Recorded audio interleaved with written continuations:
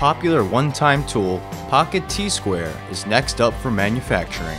So let's check out what's going on in the shop. The tools start as solid blocks of aircraft-grade aluminum and are machined with a state-of-the-art CNC mill.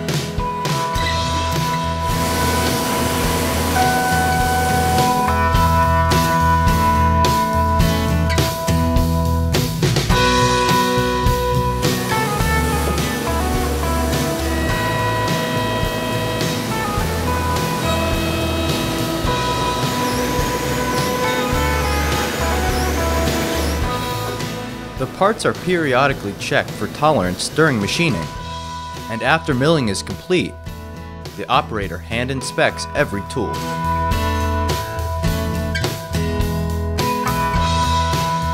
After the Pocket T-Squares are anodized with the signature Woodpeckers red, they're laser engraved with scale markings and graphics.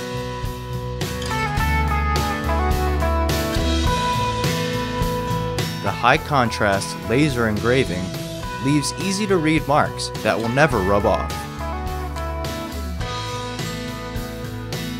These squares will move on to the final stages of production and will soon begin shipping, so stay tuned for more one-time tool production updates.